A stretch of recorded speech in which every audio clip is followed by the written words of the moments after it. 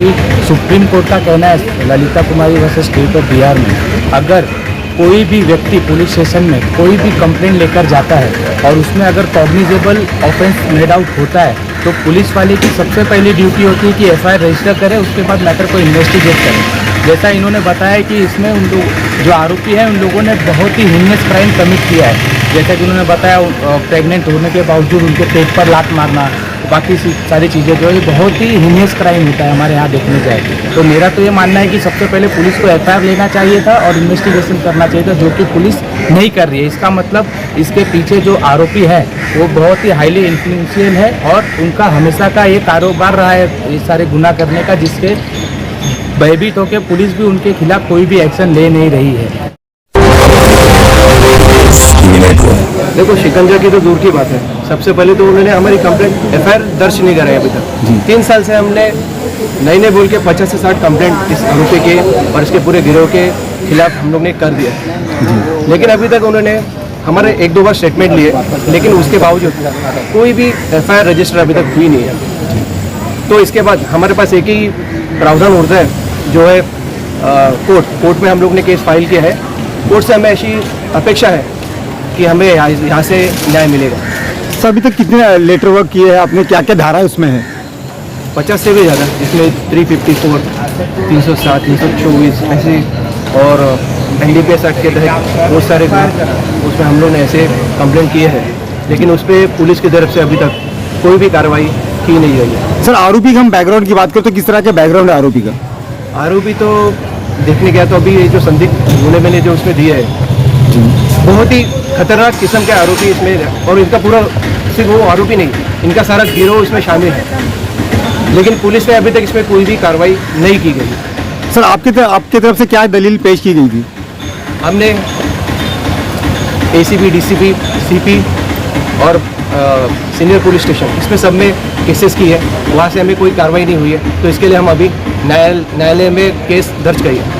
Thank you. क्या कहना चाहोगे इस बारे में? सर देखिए, मेरा ऐसा कहना है कि जैसे अभी वकील साहब ने प्रशांत जौहरे जी ने बताया कि पिछले 3 सालों से वो लोग यहाँ पर लेटरबाजी कर रहे हैं, कंप्लेंट दे रहे हैं पुलिस स्टेशन में। आपको मैं याद दिला दूँ कि सुप्रीम कोर्ट का कहना है ललिता कुमारी वर्सेस स्टेट ऑफ बिहार में अगर कोई भी व्यक्ति पुलिस स्टेशन में कोई भी कंप्लेंट लेकर जाता है और उसमें अगर कॉग्निजेबल ऑफेंस मेड आउट होता है तो पुलिस वाले की सबसे पहली ड्यूटी होती है कि एफआईआर रजिस्टर करे, उसके बाद मैटर को इन्वेस्टिगेट करे। जैसा इन्होंने बताया कि इसमें उन लोग जो आरोपी हैं उन लोगों ने बहुत ही हीनियस क्राइम कमिट किया है। जैसा कि उन्होंने बताया प्रेग्नेंट होने के बावजूद उनके पेट पर लात मारना, बाकी सारी चीज़ें जो है बहुत ही हीनियस क्राइम होता है हमारे यहाँ देखने जाए तो मेरा तो ये मानना है कि सबसे पहले पुलिस को एफआईआर लेना चाहिए था और इन्वेस्टिगेशन करना चाहिए था, जो कि पुलिस नहीं कर रही है। इसका मतलब इसके पीछे जो आरोपी है वो बहुत ही हाईली इन्फ्लुएंशियल है और उनका हमेशा का ये कारोबार रहा है ये सारे गुनाह करने का, जिसके भयभीत होकर पुलिस भी उनके खिलाफ कोई भी एक्शन ले नहीं रही है। और अभी इसके बाद इन्होंने जैसे यहाँ की पुलिस स्टेशन में कोई भी एफआईआर नहीं ली तो उन्होंने प्रोसीजर के हिसाब से जो हमारी कानूनी प्रोसीजर है उसके हिसाब से हायर अथॉरिटी को भी दी, तो हायर अथॉरिटी को भी इस चीज़ का संज्ञान लेना चाहिए था, लेकिन उन्होंने भी लिया नहीं इस बारे में संज्ञान। इसलिए अब इनके पास कोई ऑप्शन नहीं है, बट कोर्ट में हम आए हैं। कोर्ट से हमारी यही दरख्वास्त है कि एक लेमैन, एक मामूली आदमी जो पुलिस स्टेशन जाता है अपनी शिकायत लेकर, वहाँ उसकी सुनवाई नहीं हो रही है तो कोर्ट उस मैटर का संज्ञान ले और उसमें जो भी ऑर्डर हो सकता है, जैसे कि एफआईआर करने का ऑर्डर का डायरेक्शन दे नियरेस्ट पुलिस स्टेशन को, उनके कंसर्न पुलिस स्टेशन को एफआईआर रजिस्टर करे और जो आरोपी है इनके पीछे उनको कड़ी से कड़ी सजा दे, उनके ऊपर एक्शन करे। मेरा कारण ये है कि एक आरिफ शेख बंदा है नाम का, जो मतलब हमारा 3 साल पहले मैं उसको भाई बोलती थी, फिर उन्होंने वो थोड़ा कहते हैं ना माफिया टाइप है, ड्रग्स डीलर है, उसने हमें मुझे और मेरे मिस्टर को भी इस नशे की दुनिया में डाला था।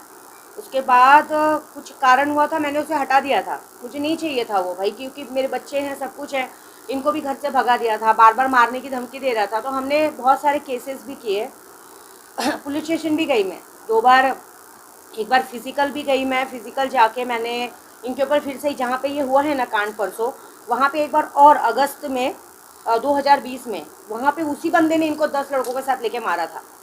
तो मैं गांव में थी क्योंकि मैं यात्रा पे रहती हूँ, मैं हमेशा यहाँ पे अवेलेबल नहीं रह सकती, तो मैं वहाँ से आने के बाद मैं पुलिस स्टेशन गई, मैंने सारा बात वहाँ पे जो थे जो लेडीज़ थी उसने मुझे 2 घंटा बैठ के सारा बात पूछा।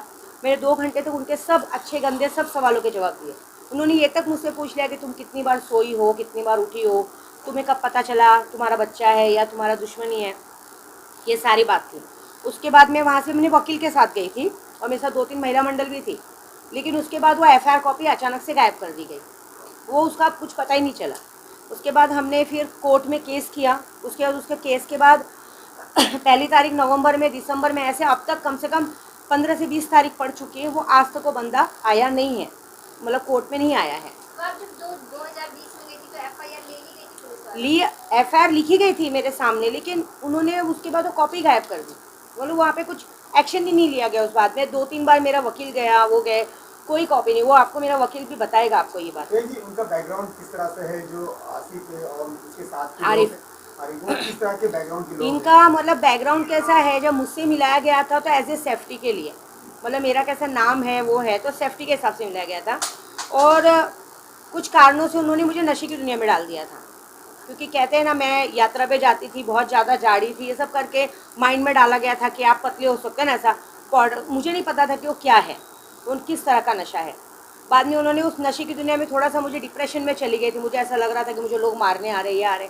उसके बाद वो सेफ्टी के हिसाब से आया था, और उनका पूरा बैकग्राउंड ही मतलब माफिया का ही है, वो यही काम करता है, ड्रग्स, गांजा, हीरोइन, ये लोगों को बेचते हैं।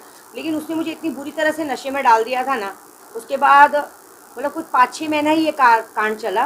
उसके बाद 2020 में 18 मार्च को उन्होंने सबसे पहले इनको हटाया।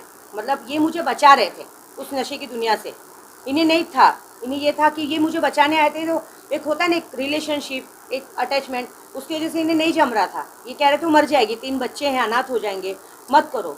उसको वो बात खली, क्योंकि सीधी बात है, आज डेली का 10 से 15 ग्राम आदमी को दिया जा रहा है, नशे की लत डाली जा रही है। मेरा नाम विलास है, मैं इनको बहन मानता हूँ विद्या देवी को। क्या उस दिन जो मामला हुआ था, लड़ाई मारपीट का मामला हुआ था, उस दिन क्या आप साथ में थे, क्या कुछ देखा था आपने? हम लोग साथ में थे, हम लोग जा रहे थे, हमारे रास्ते से जा रहे थे। दीदी को लोग ने देखा नहीं, दीदी ने उनको देखा, तो दीदी बोलती उधर जाके आते अपन, बार बार कोई की बार सॉल्व कर देते। उधर हम लोग गए, रुके, तो दीदी नीचे उतरी तो हरीफ शेख को ने उनको बात कर रही थी।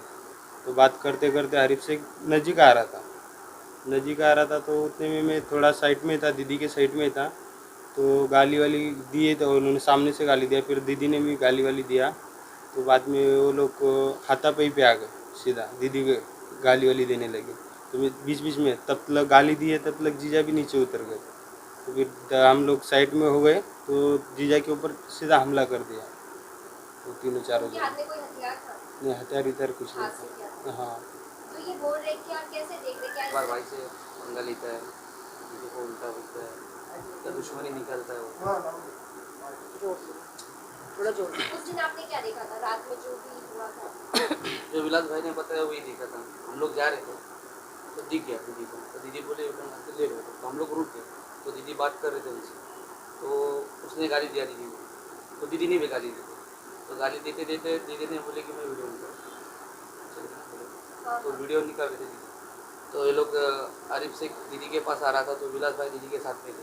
तो प्रदीप भाई नीचे उतरे, तो मैं उनके बाजू में था, तो उन्होंने डायरेक्ट आ गया, आरिफ आंख पे आ रहा था, तो हम लोग उसको पकड़ दिए। तो बोले भाई मार रहा है क्यों, तो उल्टा बोल रहा था हम लोग, तो गाली गलौज कर रहा था। तो प्रदीप भाई को अचानक से धक्का दिया तो वो गिर गए। गिरने के बाद फिर दीदी बीच में आए, तो दीदी को भी पेट में लग गया था। तो दीदी को विलास भाई साइड पे लेके जा रहे थे, फिर हम लोग सबको छुड़ाए, तो वहाँ से हम लोग निकल गए। ये आरिफ का बैकग्राउंड किस तरह का है, क्या क्या क्या कारोबार है? और मेन तो एक बात और है थोड़ा सा, कि अगर ये जैसे ये दोनों थे, मैंने वो भी वहाँ पे देखा कि ये जैसे मेरे साथ खड़े हैं वहाँ पे, तो वहाँ पे कोई ब्लू शर्ट वाला आदमी था, उन्होंने इनको डायरेक्ट बोल रहे कि तुम जाओ, मतलब कोई मदद करने आ भी रहा है हमारी, तो उनको हटाया जा रहा है कि आप जाओ यहाँ से, इसको बोल देंगे उसको बोल देंगे। मतलब ये क्या है, कोई मदद भी नहीं कर सकता, बीच में मत आओ। बीच में मत पड़ो, मतलब क्या है कि हमारी बहन है, इनको भगाया रहे कि तू बीच में से जाओ मत, और इनको बाहर जैसे निकले, सीधी बात है, तो इनके ऊपर हाथापाई क्यों शुरू किया, मुझे वो समझ में नहीं आया कि वो बंदे को क्या जरूरत था। भाई बहन माना है तो बहन का रक्षा करना हमारा फर्ज है ना, राखी बांधते हैं हम, तो हम फर्ज करेंगे।